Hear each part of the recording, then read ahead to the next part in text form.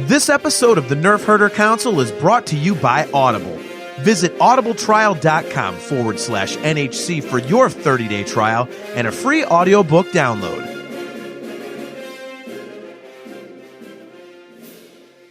Hi, this is Joseph Williams, son of John Williams, and you are watching the Nerf Herder Council. Why, you stuck-up, half-witted, scruffy-looking Nerf herder! You can't use that word. Only we can use that word.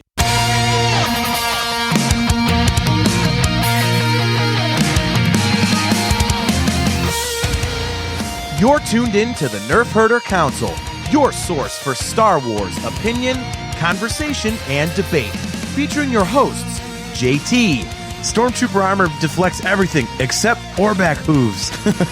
They're like a horse version of Thomas the Tank Engine. AJ. Yeah, Rebels is a lot like our show, where we think we have a good idea and then it just fails in execution.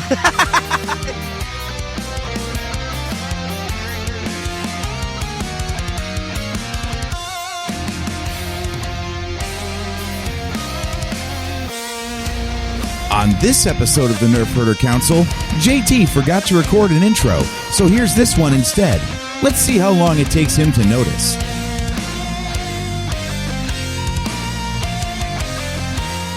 This is the Nerf Herder Council.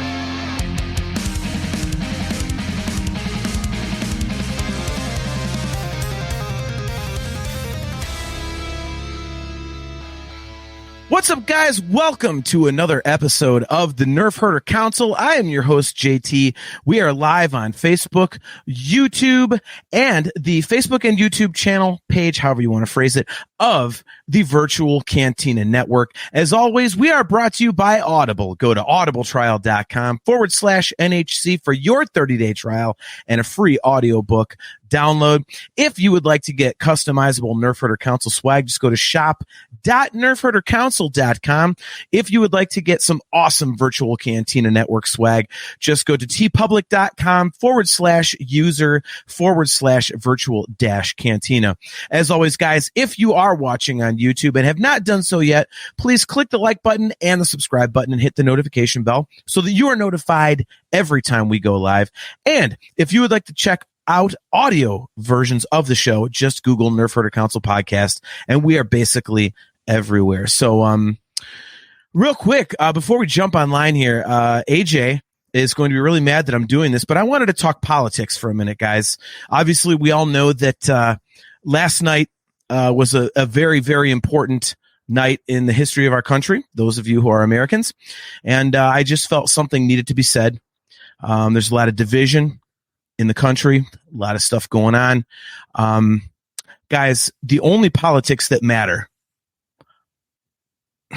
let's be honest here. I hate to bring this up. AJ's going to kill me when I bring him on here. It's the taxation of intergalactic trade routes over the sovereign system of Naboo. That's what we should be worried about. Okay. It's not Trump versus Harris. It's not all these other things. It's trade routes, man, over Naboo. That is what we are here to discuss on the Nerf Herder Council. The issues that matter, the things that affect us all. They affect us all, guys. This is very important. Okay. So that is all the, I think honestly, you should be on the side of Naboo, in the Jedi. That's as political as I'm going to get tonight. So, without further ado, my best friend and my brother, AJ. There you go. There's my politics. I warned you, dude. You told me not to do it, but I had to do it. I had to do it. There's some important shit going on that hasn't been addressed, and I had to address it, dude. I had to address it. Well, my political career is over before it began. If James Gunn can get fired for tweets from 10 years ago, then I can definitely lose any political race I've yet to even join from someone watching this show. Good job. Nice. All right, so I have to address something in the chat here real quick. So Kale McLeish says, what is that shirt you have on tonight, JT? And John Phillips, very good eye. He says, that's a Joshua Toomey shirt. John, that is 100% correct. By the way, great to see you guys both. This is actually, I think this is, 3 years old? or something at this point. But yeah, this is a good friend of mine, Josh Toomey. He's done a show called Talk to Me for years and years. I actually was a co-host on it for about 6 months. He was on the Knotfest Network. He was on that, just all over, but he's everywhere. So if you look up Josh Toomey or Talk to Me, he's everywhere. If you're into music and heavy metal and stuff, he's amazing. Super nice guy, does a fantastic job, gets all the big names. And this is actually an old school Josh Toomey Talk to Me t-shirt. It's supposed to look like death metal, but if you look closely, it looks like a death metal guy eating pizza. So check this out real quick. And so there we go. Got a little bit of Talk to Me death metal eating pizza. So excellent eye, John Phillips. Gail McLeish says, wait, only the trade routes? I think the Galactic Republic's bill to create a clone army should be in question. And Nick Hall says, I do not approve of the Confederacy of Independent Systems. All right, well, see? On this show, guys, we will have open and honest political discussions. And AJ, I know you hate when I do this. These are hot button issues. I'm gonna call us out on something. I know you hate doing this on air, but I forgot once again to share our damn show to the Virtual Cantina Network page. Oh, nice job. Yeah, not too good. Not too good. So I'm gonna do that while we're talking, but a serious political note. Everybody just get the fuck along, okay? We all need to live by the Bill and Ted mantra. Be excellent to each other. That's all I need to know. And there's our political statement for the night. So there we go. All right. So getting to the topic here, AJ. This was an idea that you came up with, and I thought it was very, very good. And so I'm going to let you lead this because this was, again, your idea, and you've got a definite direction you want to take this. So why don't you let everybody know what exactly we are doing here tonight? Okay, so it occurs to me that we are coming up on 10 years of Disney Star Wars, right? Sorry. They actually bought Star Wars back in 2012, but we started getting projects in actually 2014 from Disney-owned Star Wars, starting with like Rebels and then into the sequel trilogy and so on. So I don't know. I, as a fan personally, have been feeling that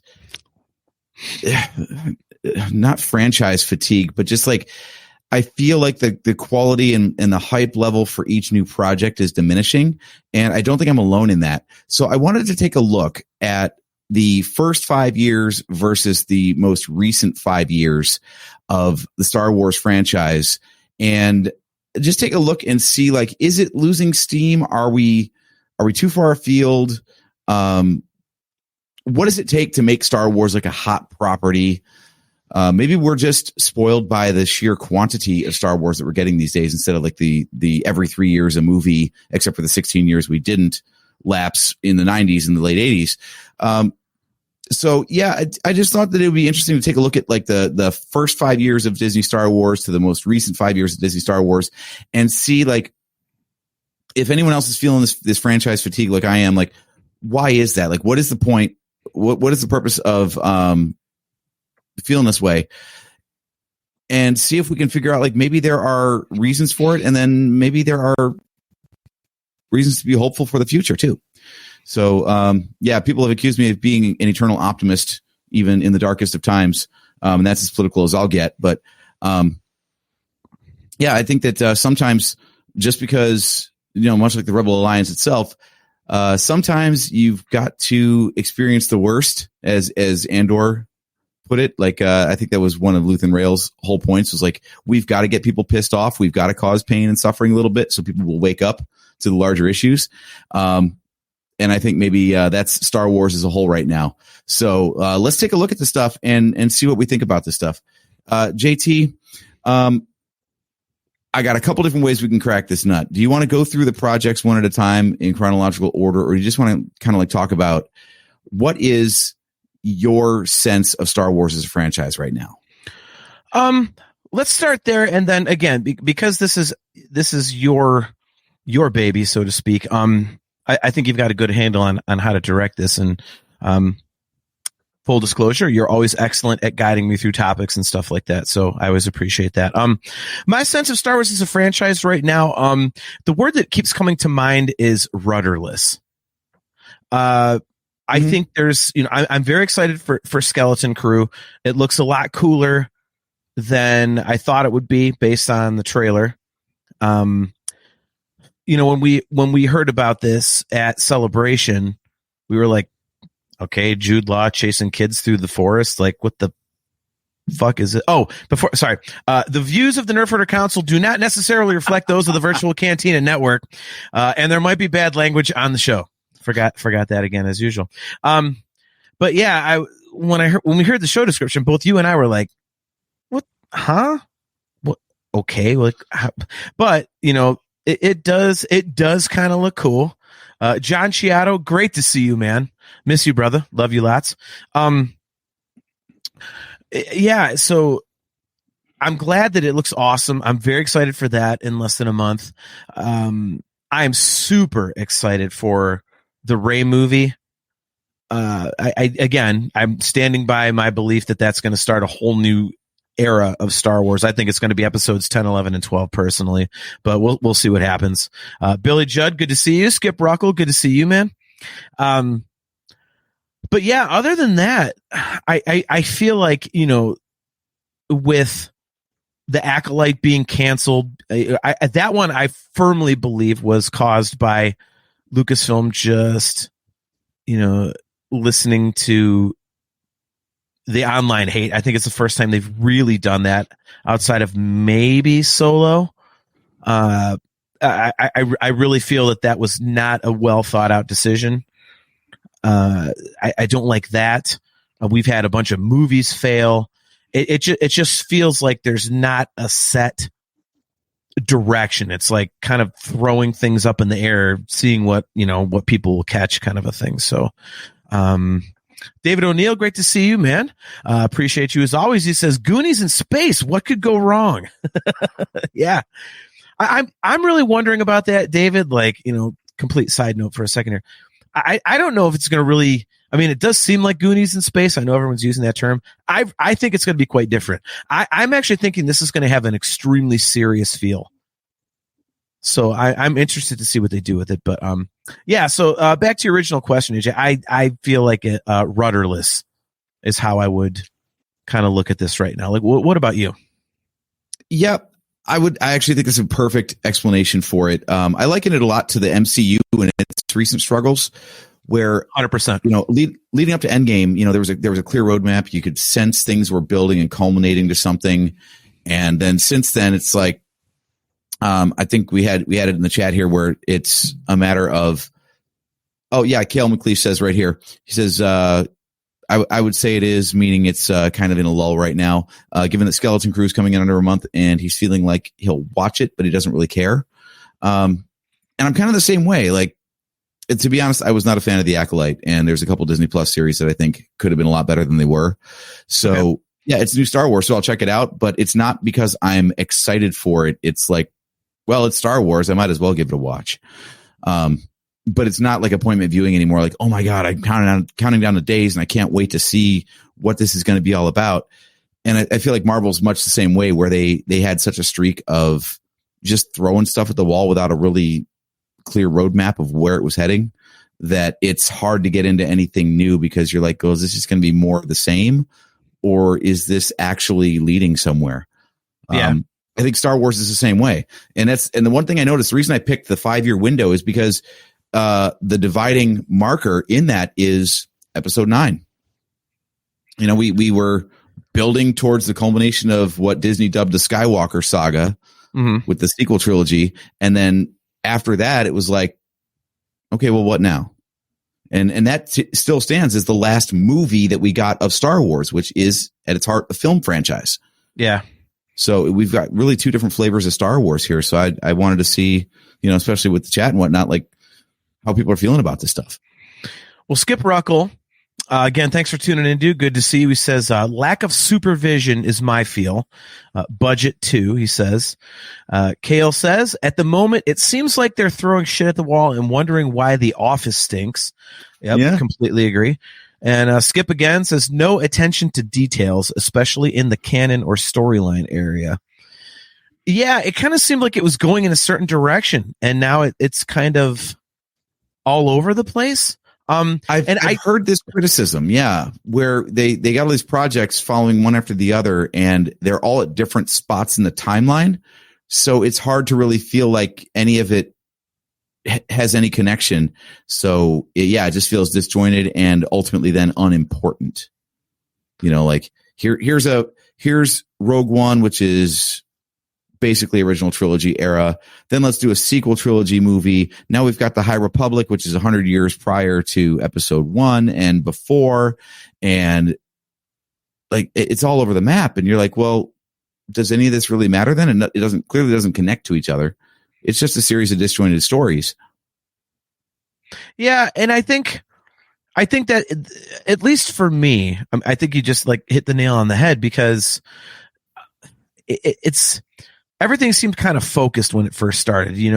Like Mando happened a few years after, Jedi and stuff like that, whatever, or whenever, and Book of Boba Fett was kind of like a sub story and all that. We knew what Andor was about. And now it's just kind of like, now that they're introducing the High Republic and all that, it's just okay. Like it's okay. I think Star Wars has always been at its best when it's focused on one point. That's why the Skywalker saga is always going to be the center of everything, because it's, the Darth Vader story, becomes Vader and then the redemption of Vader. Like that's where it all stems from. That's the trunk of the tree of Star Wars. Mm-hmm. And I think now that they're getting away from it, they're not planting other trees, which is why I really think that this Rey movie is going to be, that new kind of, the new tree. I firmly believe that. And I hope it happens, because it'd be awesome to go back years down the road and come back if we let's say it happens. I've been saying this on how many episodes? Oh, it's going to be episode 10, 11, and 12. It'd be awesome to see that, not because I want to be right. I mean, that's fun. Don't get me wrong, but but it would be awesome because I want it to be a new starting point, because think of all the things that you can offshoot from that. And yet you can still, that still does tie back to the Skywalker saga. So it's rooted in something that people can latch onto, but it's fresh, it's new, and you can still do all these other branches and everything like that. And it's going to be great. So I think it needs direction again. Mm-hmm. So, and you've talked so many times offline that I know you in particular are really frustrated about the fact that they'll announce a movie and then nothing ever happens. Oh, this guy is the writer. It's going to be amazing. It's coming out in 3 years. Oh, no, they fired the writer. No, the script is shit. Like, yeah, it's on the shelf. How many times have we seen that? Yeah, it's really alarming actually at this point. It's crazy the amount of stuff that they announced. And again, I feel like this might be coming from the Disney level of supervision, not the Kathleen Kennedy level and below, because Marvel had the same problem. They announced a whole slate of stuff a few years back, and then half of it got scrapped. The other half is either delayed or much lower quality or reduced in scope. It's just this big mess where I think that who they call Bob Chapek, the former CEO of Disney, just wanted like quantity, just keep churning it out, man. Yeah. And it ultimately resulted in diminished quality. And I think Star Wars was the same way. We had that was it D23 a couple of years back where they announced like 11 different Star Wars projects, at least half of which have yet to see the light of day.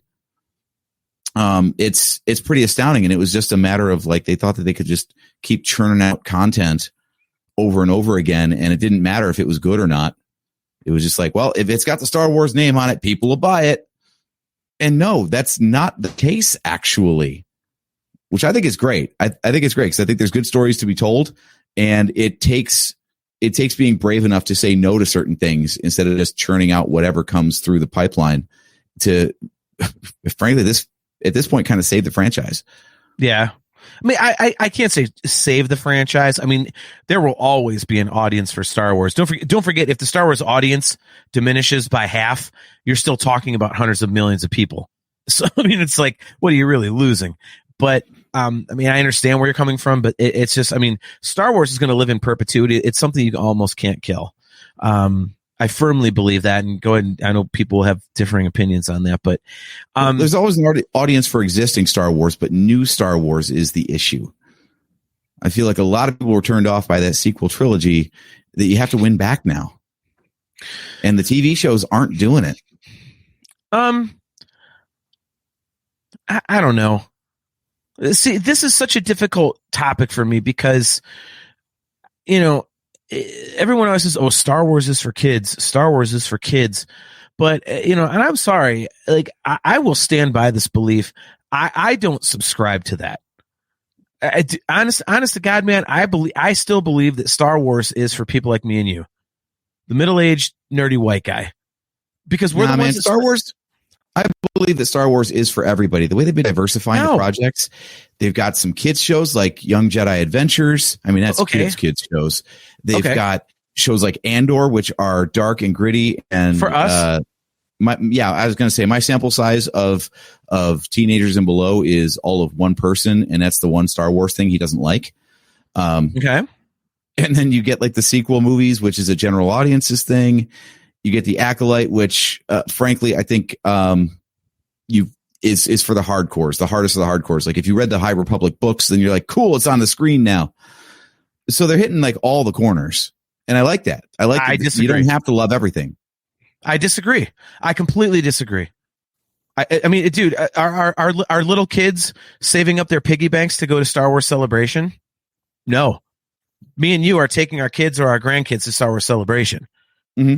Who's paying for the movie tickets when Star Wars is back in theaters? Are kids saving up their piggy banks? Are they paying for the movie tickets? No, they're not. Are little kids saving up their piggy banks to pay the $22 a month for Disney Plus? No, they're not. I will not subscribe to the fact, we're still doing it just for, no, they're not. Because if they really were writing it for kids, they wouldn't have shit like Andor. They wouldn't have stuff, like Rogue One. They wouldn't have, I mean, let's face it, even, portions of, the sequel trilogy, it was a pretty mature thing. I mean, I'm sorry, like, and again, I'm not, being exclusionary, or I'm not gatekeeping or anything, but it's just my belief. I really think that they are focused on those of us who spend the money. And I think it's hard to deny that when you consider the fact that, stuff like Solo, they stopped putting stuff out in theaters because it only made $350 million or whatever the hell. It's a bottom line business. And they want people like me and you to spend our money. So, and think about it. The Acolyte was not for kids. It was dark. Like you said, it was the High Republic. It was something that, it was for the book readers. If you don't read the books, it was all new material. But it was also, it was a great series. A lot of people didn't like it, but now they're listening to all this crap online. And who is bitching about the Acolyte online? I hate to say this, but it's people like me and you. The dummies going, Star Wars got woke. Do you think like millennials are saying that was woke? No, they're not. Me in with that. Don't lump me in with that, man. That is not my that is not my issue with the Acolyte. I know that. My issue with the Acolyte is that it was a poorly made show, a poorly told story. Okay, my issue is not any woke agenda in there whatsoever. I'm like, wow, if you that is a show for the first time I can look at it and go, you know what? I would approve this pitch 10 days out of 10, no problem. And then that finished product would come out and be like, you fucked up. Okay, but you're missing did a bad job. I'm not disagreeing with you. I understand why you don't like it, but you're missing my point. The point is the people that are screaming, it's woke, it's woke. It's people in our demographic. Oh, okay. And lo and behold, the damn series gets canceled. I mean, it's the first time that really, it feels to me, that something got crushed solely because of fan pressure. Solo and theatrical releases, they said it was overkill. And again, it made less than $500 million. Like, that, definitely driven by finances. But is that a bad thing? What? If your fan base says, we don't like what you're putting out, then you stop putting that out. Okay, but it's the reasoning behind it. I mean, what was the majority of stuff that you saw online? The hate that you saw for the Acolyte. It was not solely, I don't like the story. It was a bunch of narrow-minded, bigoted dickheads going, oh, it's woke. It's a bunch of keyboard warriors. It's a bunch of keyboard warriors. Exactly. Yeah, that's modern fandom of all ages, though. Well, but now... if you're reading it online, that alone tells you the demographic that you're dealing with. But people who look like us tend to be the more closed-minded people, and that's who it seems like they listen to. That's my point. Okay, let's talk Solo then. Kale brings up Solo in the chat here. He says, problem is Solo was crushed because of hate for, I'm assuming he was going to say the Last Jedi. Yeah. By the way, after this, I do want to there's a bunch of really good comments, so I want to get to the chat after this because there's a bunch of stuff I want to go back to. Want to give them a voice. But anyway, continue. Yeah, so Kale continues his comment. He says, hate for the Last Jedi. People boycotted the next one because they didn't like the last one. Exactly. And who was it that didn't like the Last Jedi? Us. Dummies. Us.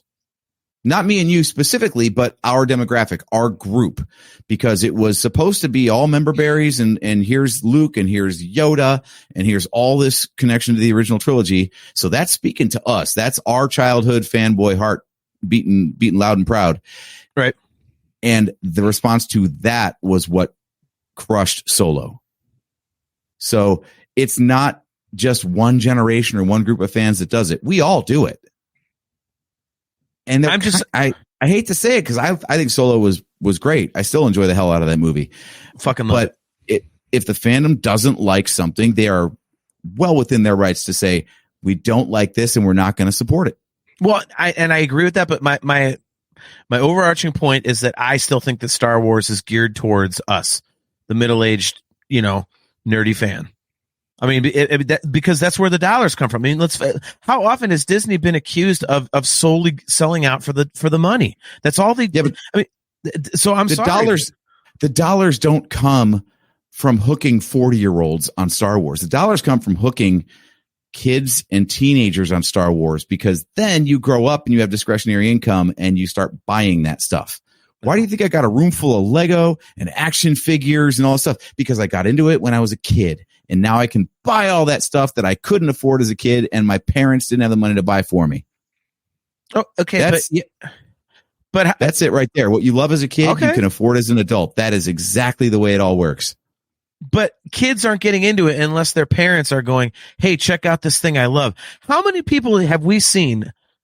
Not recently, obviously, because we're talking about something that's now 20 years in the rearview mirror. But when, the prequels were out and there's all the hate for the prequels. And how many people did we see? I'm not showing my kids this shit. That is not Star Wars. Original trilogy. It has to be passed down somehow. Mm-hmm. So, and it starts, again, this is just my belief. And by the way, I hate that it's this way. I don't like it, but this is how it feels to me. Just because what I see at Star Wars Celebration, and whenever we go see a Star Wars movie, it's still Star Wars ages with us, the heart of it. And I think it, and I may have just accidentally completely gotten us back on track.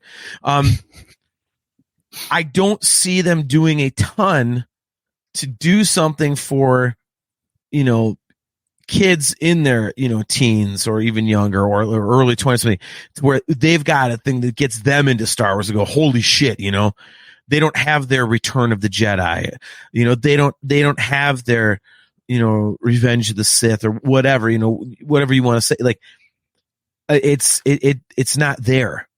And so I think, your idea for the show tonight, is an excellent one, because I think it is a different time. But again, I think it's because, it's just, and I'm not against it being still geared towards, air quotes, you and I, but it's, they kind of have to do that. And I think they're stumbling here and there, I would say. To get to the chat here, because there's some great stuff. Let me go back up here. Let's see. I love it when we have too many comments and lose a couple along the way. I know. Well, dude, as we have always said, man, love the chat. You guys make the show go. So thank you very much, guys. David O'Neill says Acolyte put up some important references to canon, and now with it canceled, what the hell happens to that? Yeah, a great point. I mean, small point, but I mean, son of a bitch. We've been talking for how long about where's Plagueis? We get 3 seconds of Plagueis and now we're fucked. Because a whole bunch of loudmouth online morons had to throw a fit, you know?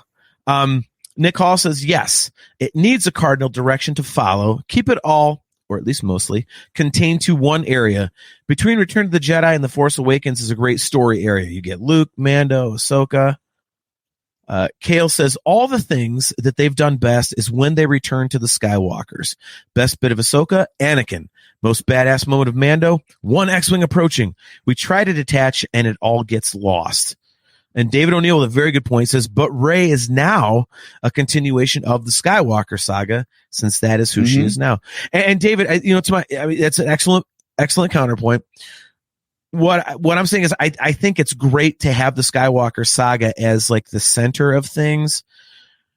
And I think that, Rey and her movie being episodes 10, 11, 12, whatever, starting a new thing is kind of like an offshoot of that, but it's rooted in that, that classic stuff, but it's going to have just enough of it to where it grabs everyone, but it's going to be strong enough to start its own thing.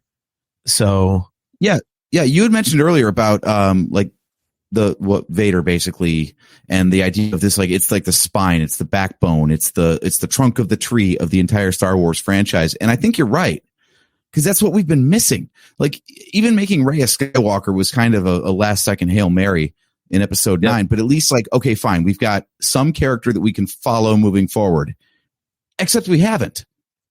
Yeah. The last time we saw Rey was 2019 in The Rise of Skywalker.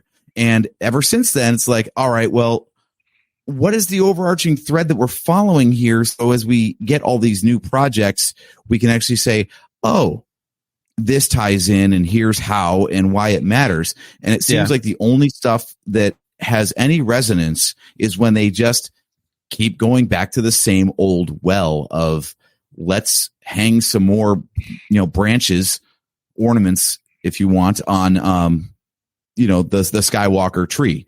So we get like Obi-Wan Kenobi series. And why do we want to see that? Amazing. Because we want to see Anakin and Obi-Wan duke it out one more time. So that's Skywalker adjacent. Rogue One, awesome movie. Yep. Picks up with episode 4. And then Andor is a spin-off of that. So we like that one. And we've got animation series. We have Star Wars Resistance. Oh, wait, no one liked that one whatsoever. Yeah. Star Wars Rebels is held in extremely high regard. Why? Because it's running right up to episode 4 as well, and it picks up all those sorts of threads, and we get some cameos and fun little Easter eggs of the Skywalker saga, and so on and so on and so on. And I feel like they don't have that right now. There's like nothing you could say like, okay, I could see how all this ties in and matters. Mando's the closest thing. Mando was a smash hit when it came out, and credit to it. And what are we getting next as the next movie that is likely to come out? The Mandalorian and Grogu. Yep. Because even that, they tried spinning off from that, and because it was still so far afield from the Skywalker saga, that spin-offs of that can't sustain the hype. Speaking of spin-offs, big hype for the Ahsoka series as a continuation of Rebels makes some kind of sense, but that whole like connected universe where there was going to be Rangers of the New Republic and Book of Boba Fett was a critical flop. Kind of a mess structurally too, as far as how like 2 vital chapters of the Mandalorian story are told in that series. So you can go from episode 2 at the end of that and start up with season 2 of Mando to season 3 of Mando.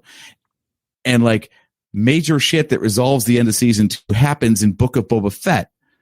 So if you don't watch that show, you're like, wait a minute, there's a continuity gap that is so big you could drive a Death Star through it. Right? Because it's like, oh, bye, Grogu. This is such a painful goodbye. Next episode. Oh, hi, here's me and Grogu. Like, huh? So they're trying it, but it's just, I don't think it's connecting right now, All right. Well, Man, this chat is rocking tonight, dude. This is crazy. So, real quick, you made a point that Jim Meyer, great to see you. Thanks for tuning in. Says animation has been the best Star Wars content in this era. I will give you Bad Batch. Rebels was fuck it. Rebels was crap. Clone Wars season 7.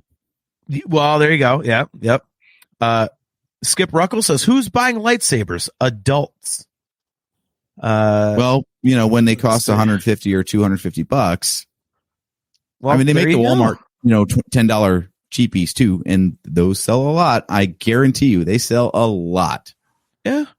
John Phillips says, are you sure, JT, that Disney Star Wars has marketed the 40 and 50-year-olds with a Mary Sue central character? Yeah, John, I will stand by that argument because, first of all, there's a lot of people like me who don't know what Mary Sue means. I mean, AJ's explained it a few times, but I'm one of those people that's like, all that terminology just to me is just like, that's Twitter speak. And I'm like, speak English. I hate that shit. So, I don't get into that. Miranda Mary always Sue is a fictional character who is unrealistically perfect and often female. I just thought Rey was a great character. That's what I thought. Miranda, always great to see you. She says, I enjoy Star Wars, but my son has a huge love for Star Wars on his own. I didn't influence him to like Star Wars. Miranda, did Zamian get into Star Wars more after you were hanging out with AJ? I would ask that question because that might be a part of it. Oh God, this is like part of my boyfriend report card now. Well, no, but I mean, if the answer is no, then I'm not doing my job. Nick Hall I think, says, no, we're fucked on Plagueis because Acolyte's story and characters were fucking awful. Oh my God. That's what we're here for. Nick, I will disagree, man. It started out amazing for me and it didn't land great, I think, but I mean, I'm bummed out that they're not doing more seasons of that because I thought it was going in a really cool direction. And especially, again, when you introduce Plagueis and then you got Yoda at the end, you're like, okay, there's some cool shit to do there. Plagueis himself as a character offers up so much storytelling. And now what? We just got to shoehorn him in somewhere? I was cheering for the Jedi to die the whole time. I was firmly on the side of the dark side for that one. Like the Jedi characters, I'm like, yeah, you're trash. I don't mind if you get a lightsaber through your gut. Oh, geez. And yet you're the one that always said that the Jedi are too good, and so now you're getting the darker side of it. Now you're like, fuck you, dude. Well, no, they're unlikable. Maybe that was the intentional direction of that, was to say that these are not good Jedi. So the Jedi are not infallible. So let's show you some bad ones. But yeesh. you can show flawed characters without making them unlikable. If they're supposed to be the protagonists, you're supposed to be on their side. And I was firmly not. It's like our, in that case, it's like our Michael Bay 2010 Nightmare on Elm Street problem, where you're supposed to want the kids to survive. You're like, I hate them all. I hope Freddy slaughters them. Nothing is that bad. It's not that. No, yeah, that's hyperbole. No, that's internet hyperbole right there. Sorry. that was ridiculous. Huge piles of dog shit. It's like, come on, dude. Oof. Yeah. God, why'd you bring that movie up? Now I'm picturing that stupid remake and it's terrible. Oh. Okay, but we've got a follow up from Miranda here, and I want to talk on this point. So he says, no, he loved Star Wars before Adam, but now has someone to encourage his love and knowledge of the franchise. That's a little bit of an Easter egg. My first name is Adam, in case you didn't know that, audience. Peeling back the curtain there a little bit. I'm not just a couple of letters. Anyway, but to her point though, and we see this at Star Wars Celebration, like everyone has, quote, their Star Wars. It's like, what Star Wars was coming out when you were a kid? That's the one you like the best. We like the original trilogy because we were kids when the original trilogy was happening. Then prequels come along, and people 20 years younger than us, they love Anakin and Obi-Wan. Those are their Star Wars characters.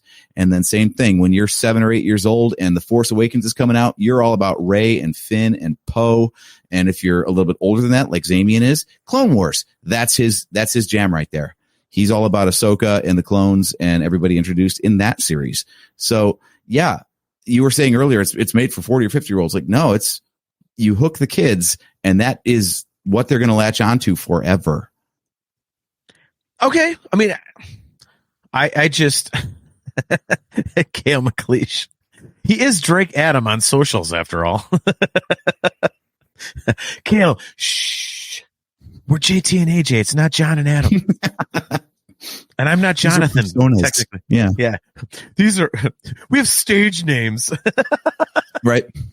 Well, now that we've really pulled back the curtain, for those who don't know, it's AJ and JT because those are our family nicknames. So this is a very family show. You can tell by our language. I did briefly wrestle under the name Drake Adams. Very clever, right? I thought it was good. Yeah, I mean, it's like Bryan Danielson wrestling as Daniel Bryan.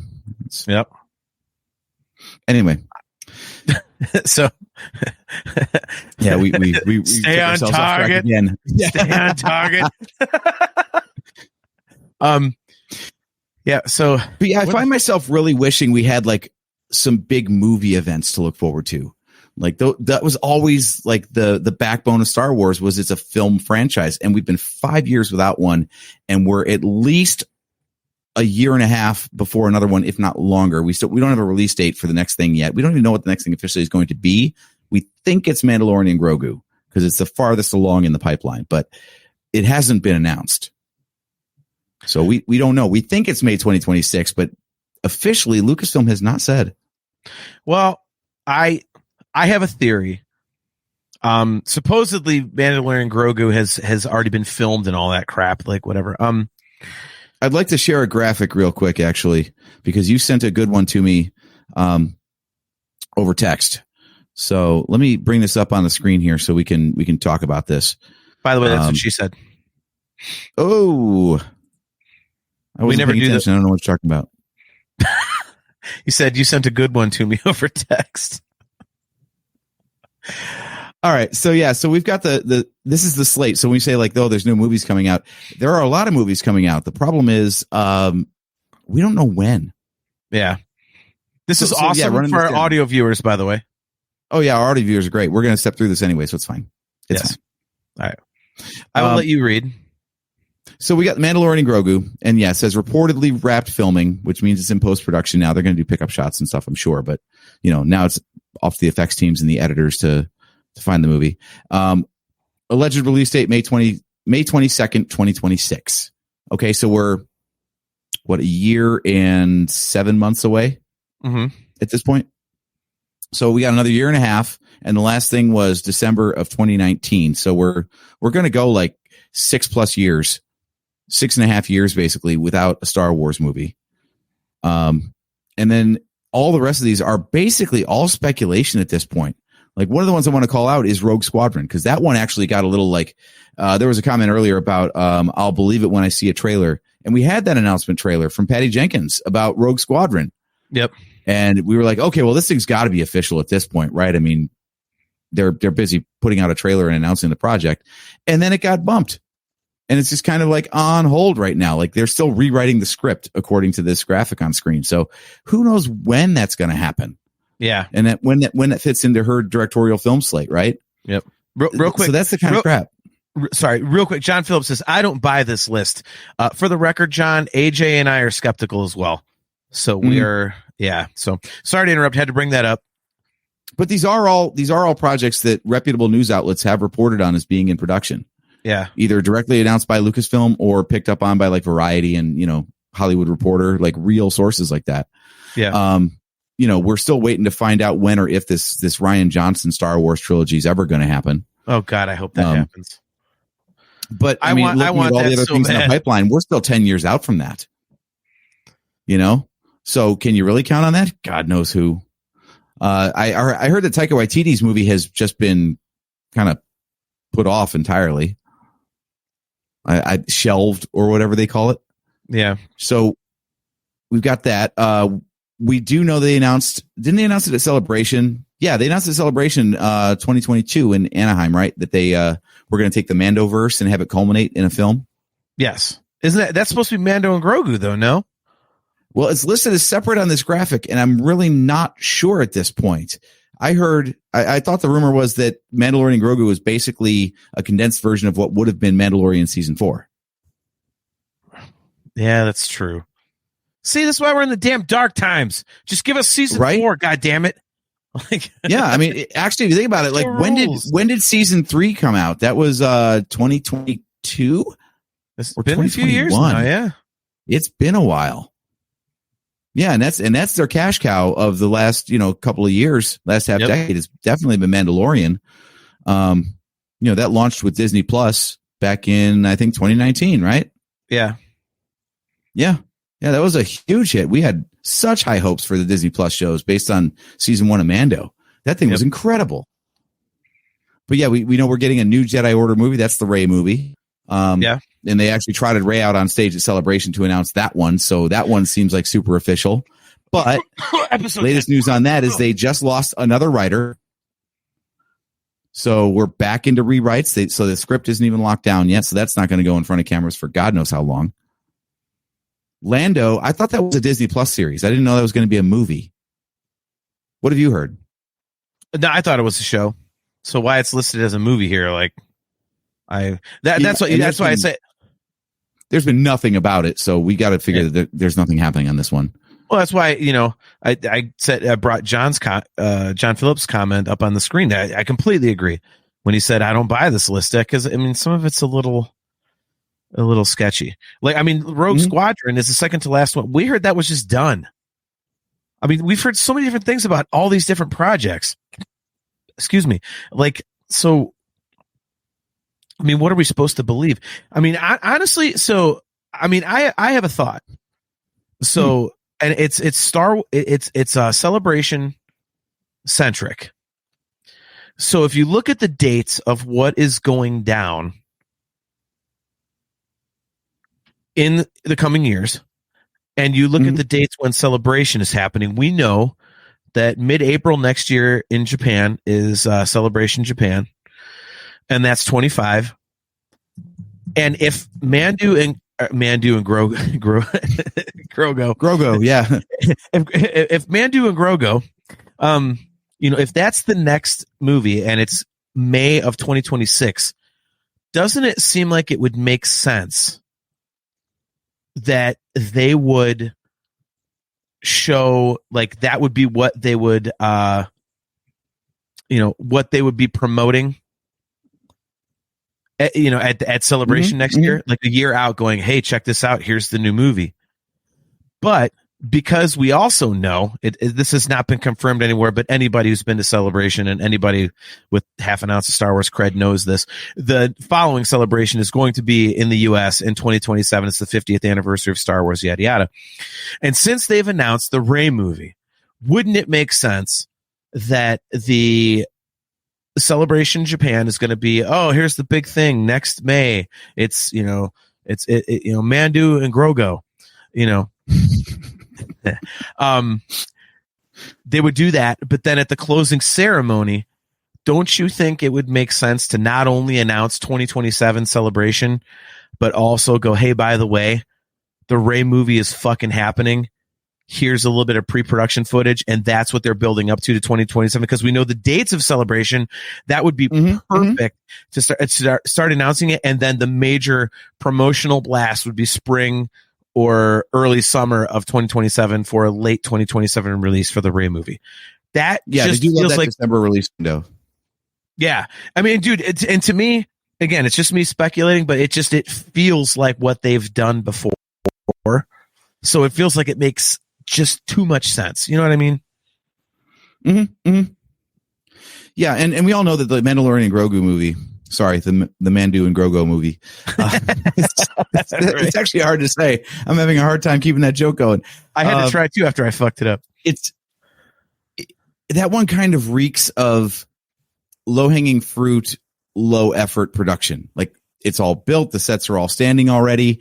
It's it's like not to cross franchises. I know we don't hot Trek on the show, but that's the reason why they, as soon as they wrapped up the Next Generation season 7, they immediately went into production with the first Next Generation movie, because they're like, all the shit's here. All we got to do is light it and fix anything that film quality cameras pick up that TV cameras don't. There you go. Low production costs. And it feels like that's exactly what they're doing with this movie. They're like, we need a movie out ASAP. What's the quickest thing we can get going? Oh, we've got these scripts for season 4 of The Mandalorian. Great. We're making it a movie instead then. Go. Yeah. And also it's popular. I mean, they know it's going to land. They need that hit. Yeah. So, yeah, I don't know. I just think a few things are lining up nicely, you know. So I think that's good. But, you know, I love that you brought this topic up, because it does kind of seem like, okay, what are we doing here? Like there's not really a direction. You know, a lot of things have not hit like they hoped. One of the stranger things going on is we've been spoiled. We had the comment about animation being the best content in the Disney era so far. And I think that's kind of true as far as like overall consistency goes. I mean, Vision's notwithstanding, I know we're not anime fans, so that's not speaking to us, but as far as I know, it's been relatively well received. Yeah. So for better or worse, it's good enough that it got 2 seasons, and maybe they'll go for a third. Who knows? You know, and they've done Tales of the Jedi and now Tales of the Empire, basically milking every bit of the animation engine that they built for Clone Wars season 7 and the Bad Batch. Right. It's like all the same style. But yeah, in the Disney era, we start with Rebels in 2014. And that did a great job of, you know, building out the Rogue One era, I'll call it. Yeah. Bringing in stuff like Thrawn and all kinds of Legends connections like that. We got season 7 of the Clone Wars, which, what did Clone Wars do? Clone Wars completely filled in the gaps between episode 2 and 3. So that was fantastic. Yep. To get that. Star Wars Resistance is kind of a wet fart. No one really cares about that one, unfortunately. But they tried to do the same thing. They tried to put some context of the universe around the sequel trilogy at the time. Yeah. And they even did like a tie-in of like, oh, you just missed them with the events of The Last Jedi, because they ended up at Dakar or Dakar Noir or whatever the hell that planet was. That Dakar Noir, nice. Yeah. But yeah, so there's that, and you get Tales of the Jedi, you know, also explaining some of these characters. So I think he's right. I think animation is the one reliable thing, and Bad Batch was fantastic as well. You know, continuing the Clone Wars era stuff into what they would call the Dark Times in universe, you know, the Empire era before the Rebellion rose up.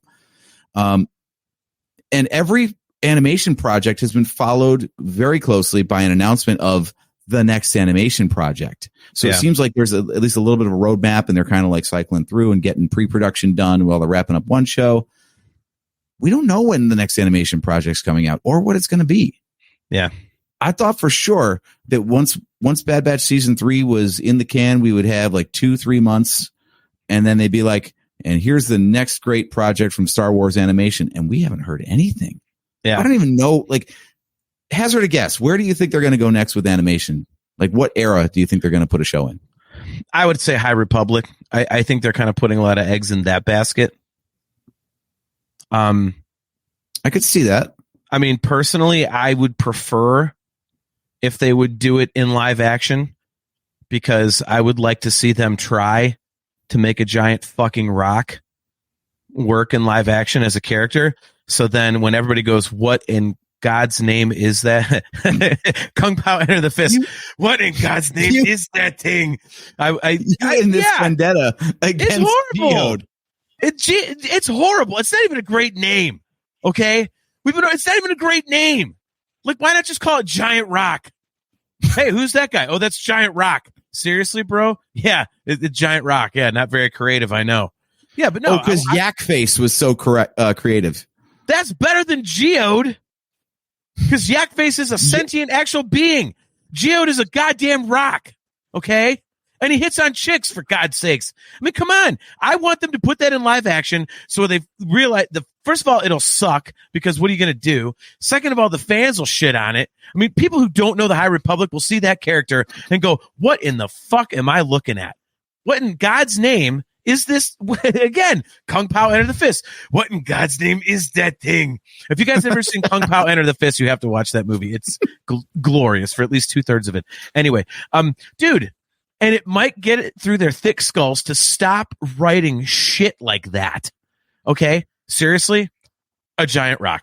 A sentient rock. A sentient rock. Coming up, we have Goonies in space. We've got suburban California tree lawns with hover cars, and that's now Star Wars. So how do you feel about that? I actually have a very good explanation for that. Cale McLeish. He says, would the actor playing Geode be the first rock star in Star Wars? And he says, wait, no. Flea was in Kenobi. There you go, Cale. There you go. Mm-hmm. Yeah, actually, so I have a very definitive answer about the E.T. neighborhood in Skeleton Crew, because that's really what it is, let's be honest. We've learned this over and over and over again. What we have seen in this trailer is all going to happen in like the first 4 minutes of the first episode. So it's probably going to get shown one time, and the only time is going to be what we saw in the trailer. So is it annoying? Yeah. It's a little too derivative, a little too human, but it's only going to be on screen for a second. So I don't care. And it's not a Star Wars trailers is it doesn't tell us shit. So I don't care if it's good or bad. Exactly. And you know what I want to see? You know what I want to see? Okay. I want to see like walking behind them, since they're like, you know, let's go full ET. They'll be trick or treating. They'll be walking around the street and everything. I want to see a giant, like rectangular thing that's like 8 feet tall behind them. That's just like nothing but like, you know, like a giant rectangle covered in a sheet with 2 holes cut in it, like the worst, most obvious, like old school, like 60s ghost costume ever. And it's fucking Geo dressed as a ghost for Halloween in the ET neighborhood in Skeleton Crew. That'd be amazing. If we're going to have Geode, let's make Geode even worse. Like, first of all, he's like shuffling down the sidewalk, Lord knows how. Second of all, put him in like the worst, dumbest Halloween costume ever. Seriously. And the only show is as quick as you can. He's walking away from the door as the other kids walk up to the door trick or treating, and it shows a brief glimpse into his candy bag, and it's nothing but rock candy. It'd be amazing. It'd be amazing. Tell me I'm wrong. Tell me I'm wrong. Oh my God. You took so long to get around to that punchline. Holy shit. It's not a punchline. I'm dude. This is no, if we're going to go full circle on the trick or treating, we got to have someone dressed up as Yoda. We got to have a trick or treater dressed as Yoda. It'll be Grogu. That's just a baby Yoda dressed as adult Yoda. Oh, see, why aren't we writing this crap? Yet again, we're giving Disney gold and we're just giving it away for free online. Damn it. Yeah, we're not doing this right. We're terrible at this thing. Oh my God. I mean, if people would go to, www.patreon.com/NHC podcast and kick us a couple bucks a month, at least maybe we could have the money to, spend more time on this and get these ideas out there. We can even fan animate this shit. Who cares? Is this where I plead poverty and let everybody know that the monthly cost for me to host this thing that went from like $35-$40 a month to almost $100? Thank you, StreamYard. Yeah, that's actually a great time to bring that up. Because fuck that. Maybe that's what I should have voted for yesterday. I should have been like, okay, who's going to make StreamYard affordable again? Hell with groceries and gas. Who's going to make podcasting more affordable? You got my vote, dude. Cale McLeish says, make podcasting great again. We need to make those hats instead of MAGA, like MPGA. Make podcasting great again. Oh, build the paywall. Holy crap, that would be amazing, dude. Hopefully, right, unfortunately, a lot of people wouldn't get the humor. They'd be too mad because they are actually political. But so Cale McLeish says, and E.T. is in Phantom Menace anyway. It's building upon an obscure Easter egg. See, Cale gets it. Mm-hmm. It would be fun. It would definitely be fun. Back to the central point, though. Like, I think Yeah. the reason that our hype level for Skeleton Crew is so mid, we'll talk like the kids these days, Muted. is because until they give me a reason to think this story matters in a larger context, it doesn't. I'm just like, oh, so it's literally. I've had this issue with Disney Star Wars, but at least the earlier part of Disney Star Wars had something going for it, and that's that they were still pulling from George Lucas based stuff. And George Lucas only made movies, only told Star Wars when he wanted to tell Star Wars, when he had something to say. Now it's just painfully obvious that they just keep cranking out Star Wars because they need to make money off the franchise of Star Wars. Yes. Yeah. I 100% agree with that. It kind of feels like they're thankfully they've got a lot of writers that completely get, for the most part. Gail McLeish, talk like a teenager again, and JT gets to put you in timeout. He's busted me before. Yeah, you still owe Kale a very big apology for what you did to him 2 weeks ago. That was mean. I did apologize. Well, you need to apologize more because it was rude. You couldn't even comment. He's like one of our first fans, man, at least on the video side. And you completely shut him down. That's so rude. But anyway, damn it, I lost my train of thought again. Probably because I have a point I want to bring up later. So, seriously, dude. But yeah, because we were talking about how early Disney Star Wars was attached to George Lucas Star Wars, and now it's thank you. They're just rolling out stuff that has no connection to George Lucas Star Wars. Well, I mean, you made a good point in saying that, like, yeah, they're doing it for money. They're doing this, that, and the other. Like, thankfully they have, the writers seem to finally be on board getting the vibe of Star Wars. And, it feel like, the whole thing when, Force Awakens came out, there was that debate. Oh, it feels like Star Wars. And I was one of those kind of like, I don't know. So thankfully, yeah, we're the minority. We felt that Episode 8 felt more like Star Wars. Yes. Because it was, well, I mean, George Lucas wasn't afraid to take risks and steer the story in a direction you didn't expect. Yeah, exactly. He didn't rehash himself like ever. So that was awesome. But yeah, I mean, they've done a great job of getting, writers on board that are, they're getting the essence of it. They're getting the feel of it. You'll never quite get to the George Lucas level, but to me, it's all felt like excellent. I've loved it. So that part's good. But yeah, I think you phrased it excellently in that, they're just, the powers that be, we'll phrase it that way. They're just pumping out Star Wars because in their mind, if we just shit out a bunch of Star Wars, everyone's going to lap it up. Star Wars fans will lap up anything. Well, not really.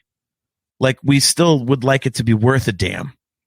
It's like, and some of these things have not been. And again, they're like, where are you going with this? An Acolyte started to tell an awesome story, potentially, and now it's gone.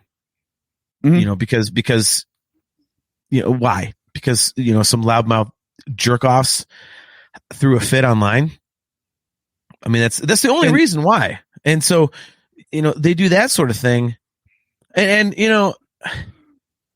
don't know, the connective tissue doesn't even have to be necessarily narrative. Like, I remember how cool it was when the final episode of season 1 of Mandalorian came out and Grogu force healed Grief Karga. And we were like, oh shit, that's what he was trying to do the whole season. And he did that. And then you go and you see Rise of Skywalker, and then Rey does the same thing, like in the very same week.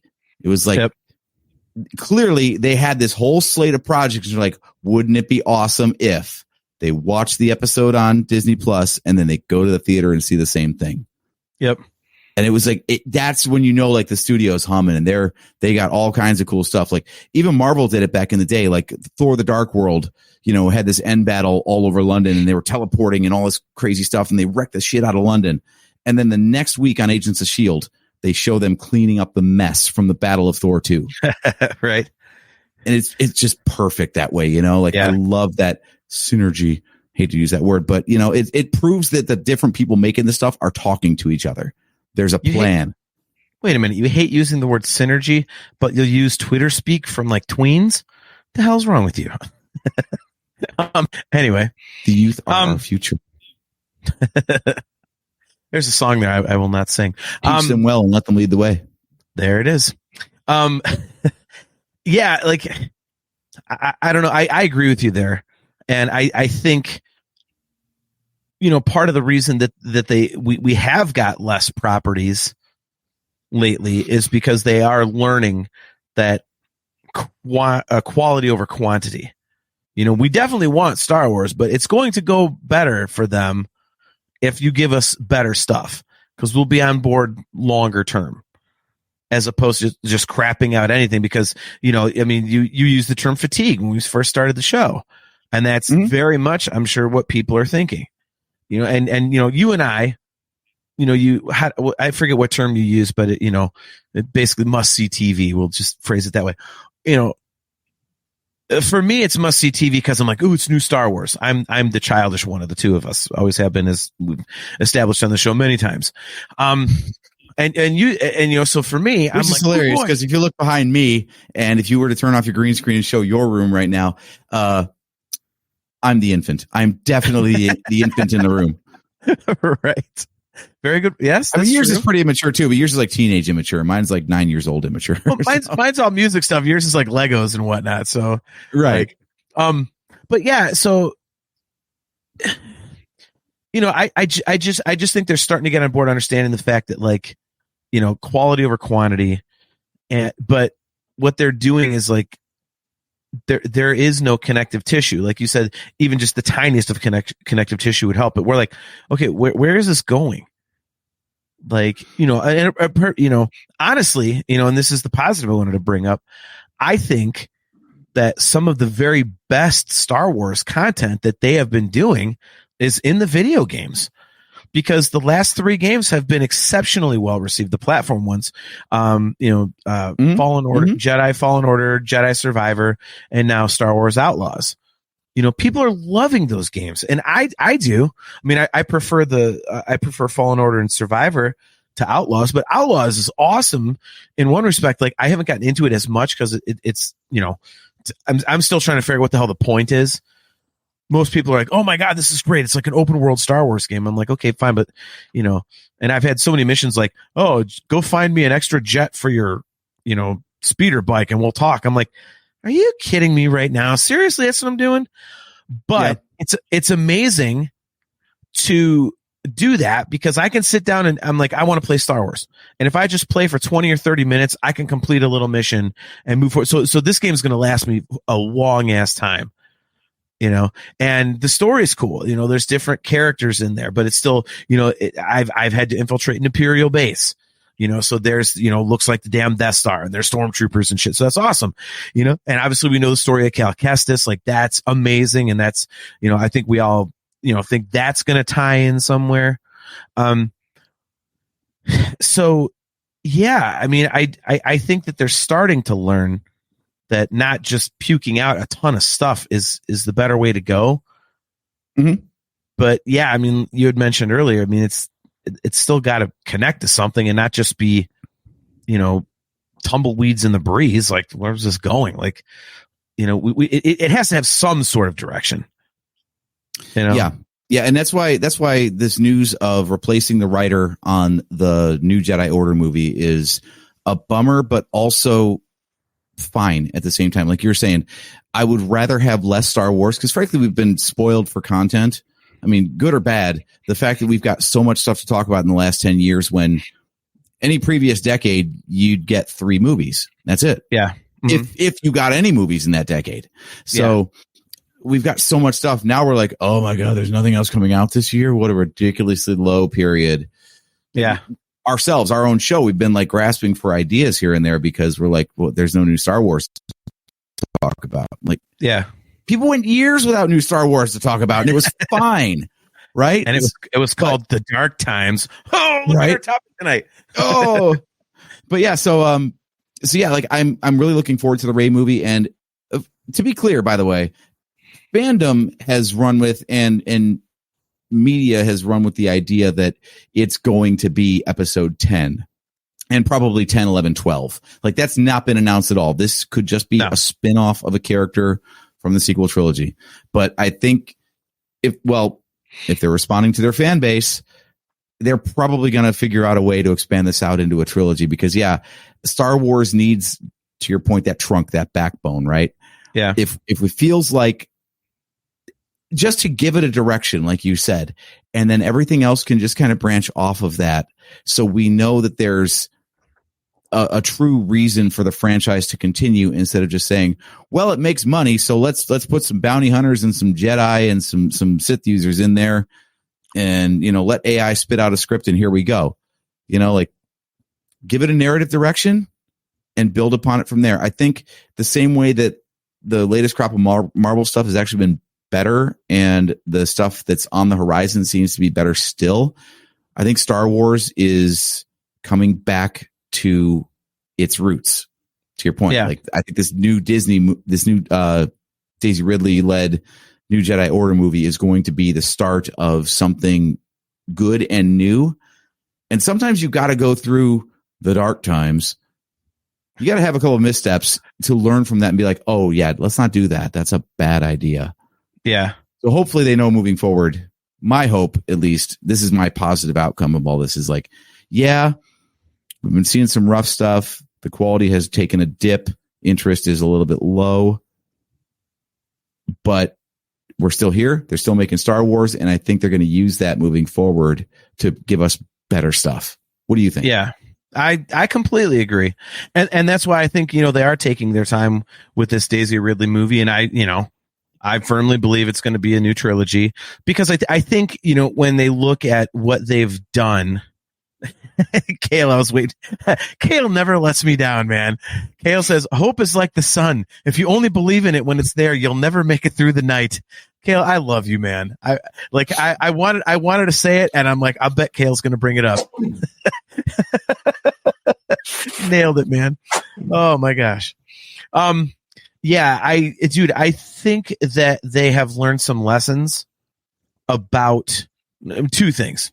They've learned some lessons, but real quick, I wanted to make one quick point, with the movies and, coming back to it and everything.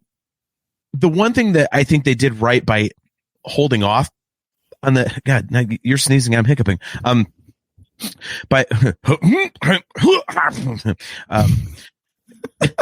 So one of the things I think they got absolutely right by holding off on the film schedule is let's just say, for sake of argument, that the next movie is May of 26, as we're hearing. It's Mando, Grogu, and Mandu, and dude, that will be. We all love the Mandalorian. Yep. Yes. And Baby Yoda is just, God, we're such morons. It will have been like basically 7 years between theatrical releases. And remember when even me and you, like, going into, the Rise of Skywalker, we're kind of like, man, remember when it was like 3 years between movies and it was like this huge long wait? Now it's like every year. Like, well, now we've got that big long wait. So now you are going to be so hyped. We get that experience again. I am looking forward to that.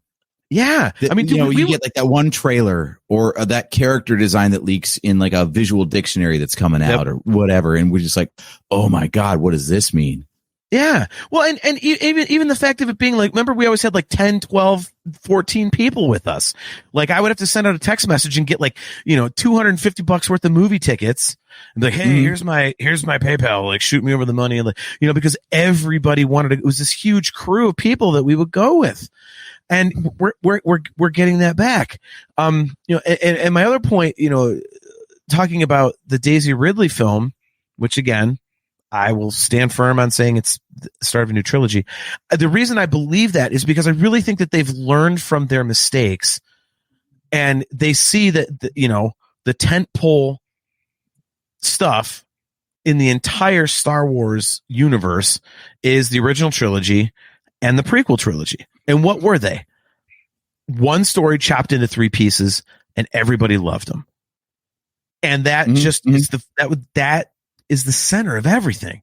And so I think they see that, and knowing that Rey is such an unbelievably popular character, and that there has been so much noise from fans wanting to see the Jedi Order come back. You know, I mean, it's just the perfect recipe to do that again. Here's a new trilogy. We have this story, and it's chopped into 3 pieces. Here's a new trilogy. You know, so I am firmly standing by my belief that that's what they're doing, and that it's because they have learned from previous mistakes, and that maybe this quote unquote dark times that we're talking about right now is a good thing. You know, because it's a course correction. It's creating a course correction for Star Wars.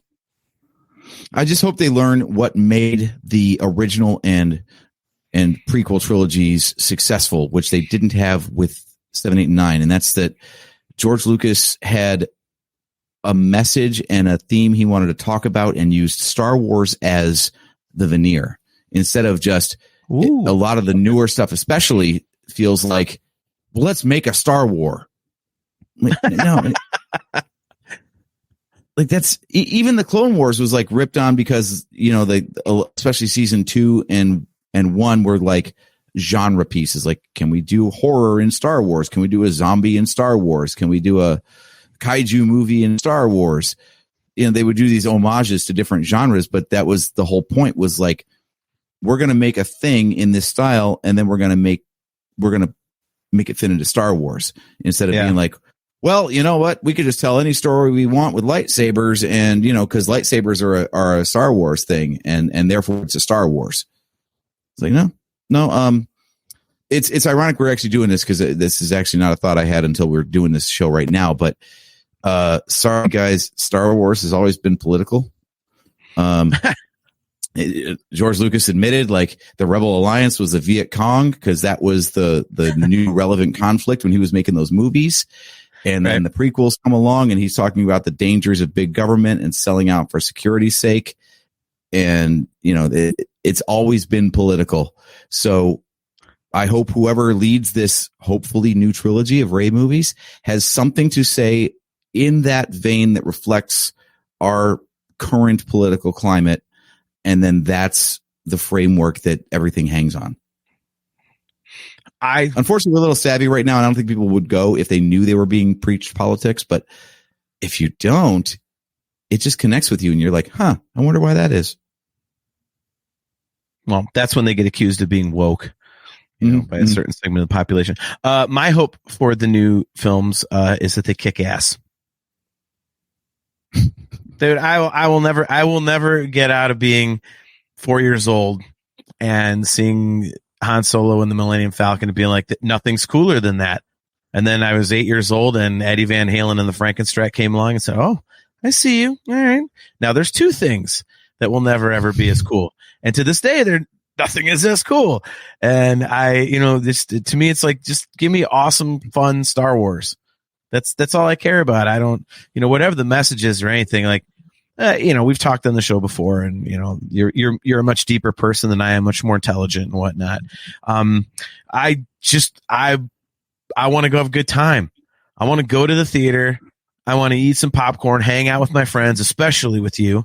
You're my all-time favorite Star Wars buddy. Always have been, always will be. And just have a blast and be like, dude, the real world doesn't exist right now.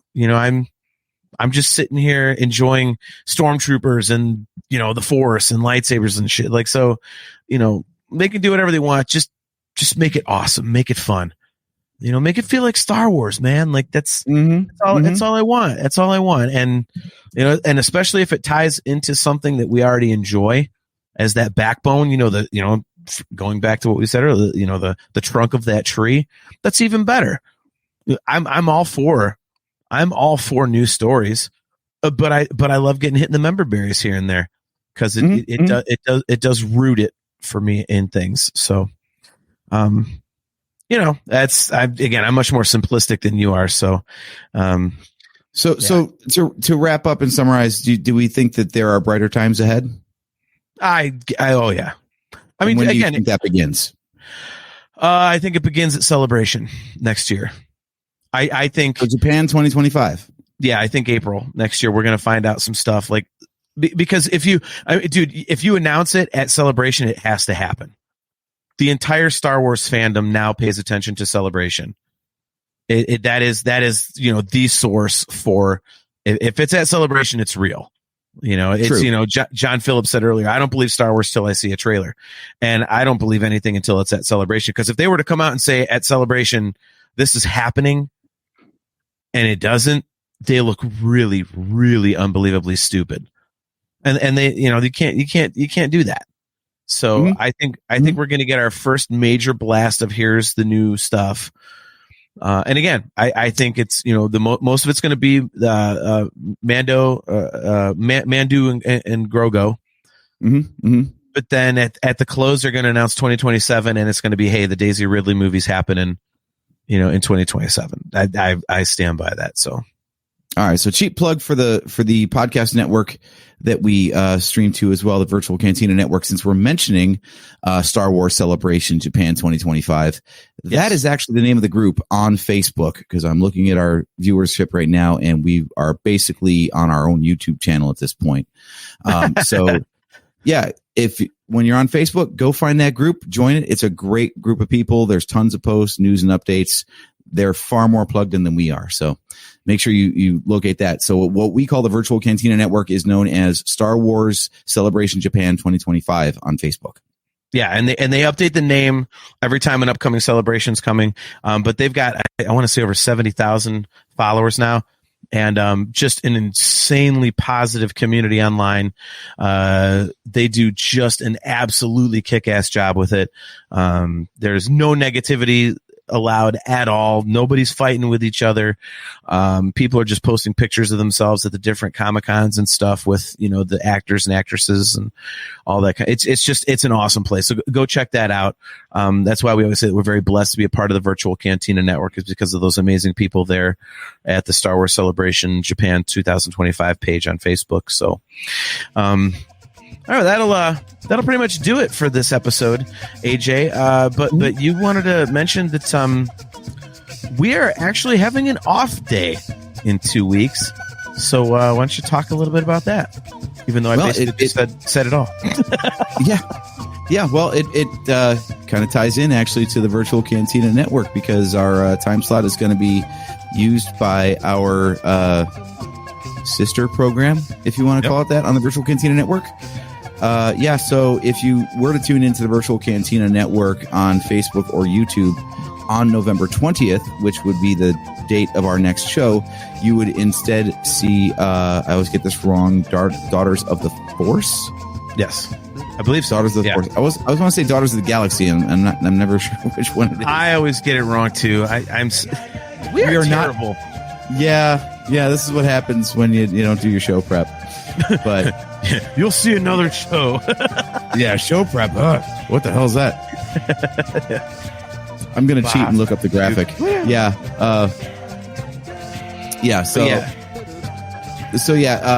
Basically we are going to be off in 2 weeks, so our next show will not be November 20th. It is actually going to be then, I believe that would be December 4th, but quick look up a calendar and save me here.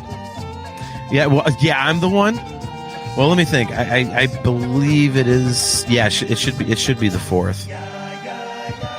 Thinking about my show schedules. Yeah, the 4th. It's going to be the 4th. Yeah. So this is actually going to be our last show prior to Thanksgiving here in the U.S. So, for everybody who celebrates that, go gorge on turkey. It's the greatest meal of the year. I stand by that. So have yourselves a wonderful Thanksgiving. Take a break from all this craziness that's going on, especially here in the U.S., whichever side you fall on with the election last night. And, go touch grass, hug a family member, shake a friend's hand. JT, you got anything? No, man, I think you said it best. Like you said, a lot of craziness going on here. And as I said at the outset, man, always subscribe to the Bill and Ted philosophy, man. Be excellent to each other. It's very, very easy to just be cool to the other person. You can disagree politically or on anything, but don't let that ruin your relationships and your friendships, man. You're gonna let something that took a few minutes to spew you're going to ruin something that took years and years to build, and you never want to do that, man. So just love each other, man. Fantastic way to put it. Yep. Yeah. So, so thank you guys for tuning in to another. Real quick, Kale has a question. Do we get an extra Talking into Infinity at least? I believe you do have an annual tradition, right? Yes. So my music podcast, we do have our fan hangout coming up on December 20th. So we are doing that, Kale. And Kale will be a co-host. That's what we do every year. We should start doing that on the Nerf Herder Council, man. Get one going. But basically what we do is we get anybody who tunes into the chat and who would like to jump on screen and co-host with us, we let them co-host and run the show. And we talk about whatever. And that show runs however long it goes. We just basically, however long people want to talk. We've had one go 3.5 hours. And it's just we drink and, we have a good time. And it's the start of the holiday season for all of us. And yeah, so we got that coming up on December 20th. So that's awesome. But that's all I had, man.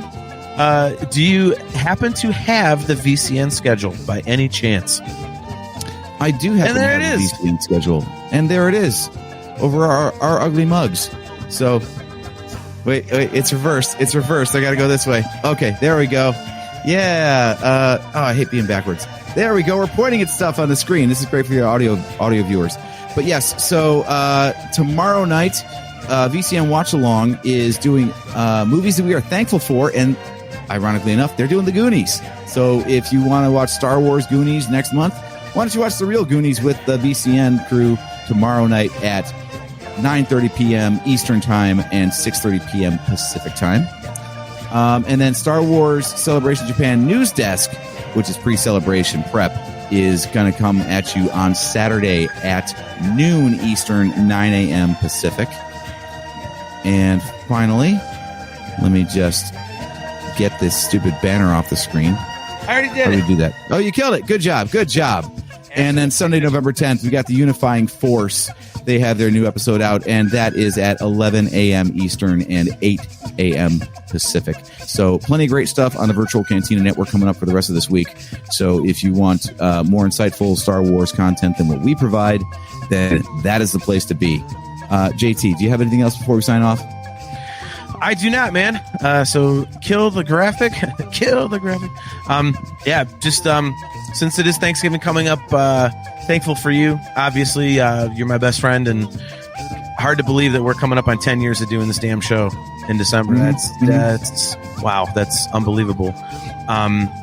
Thankful for all of our amazing friends in the chat that tune in every week. Kale McLeish, John Phillips, Billy Judd, Miranda, all you guys, Skip Ruckle, Nick Hall. Great to see you guys, man. I mean, you guys make the show go, and just very grateful and blessed to be able to do what we're doing and have, at least a few people give a shit about spending every other Wednesday with us. So, other than that, guys, thanks for tuning in to another episode of the Nerf Herder Council. We are brought to you by Audible. Go to audibletrial.com/NHC for your 30-day trial and a free audiobook download. My recommendation this week is the Alex Van Halen kind of autobiography.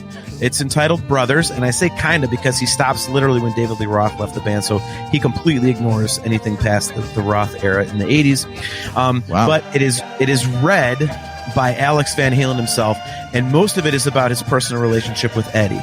And it is incredibly personal, and to hear it in his own voice is unbelievable, and I would highly recommend it if you like music biographies, or especially if you're a Van Halen fan like I am. It's just an excellent addition to the collection, so that's my recommendation.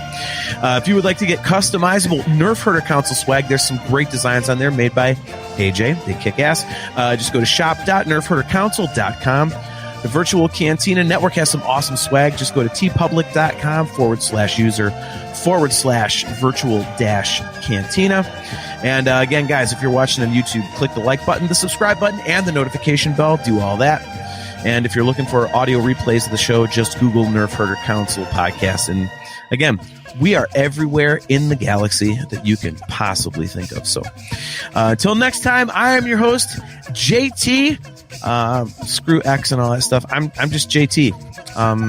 The real John Drake on Rumble and all that kind of crap, whatever. Dog Pound Jedi. Blah, blah, blah, blah. Blah, blah, blah, blah, blah, blah. Go fuck yourself. He is AJ. Fuck you. It's like a tiny bag is mocking me. You forgot the Anyway. Right. Anyway, I'm at Drake Adams 579, but I do want to say, as the year winds down, I got more free time coming up. So if you like the off Wednesday shows that we do, like the Lego Live builds or, drinking games on Fridays with Joseph Wren and whatnot, stay tuned to our socials. So make sure you're following us on X.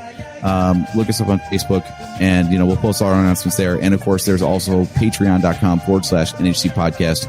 We post everything there first. And hopefully, if John's got some free time coming up here, we did release for Thanksgiving last year the Phantom Menace commentary track. Hopefully, we might be getting the Attack of the Clones commentary track done soon, but we honestly haven't discussed when.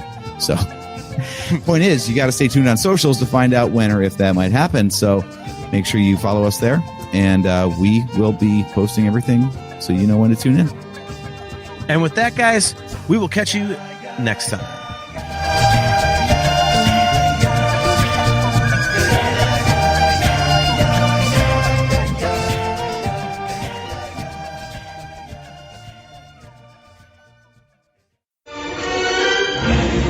This bucket of bolts is never gonna get us past that blockade. This bucket's got a few surprises left in her. Plus, me and Chewie are on it. Ain't that right, Chewie? Hell yeah, you my nerf herder. You my nerf herder.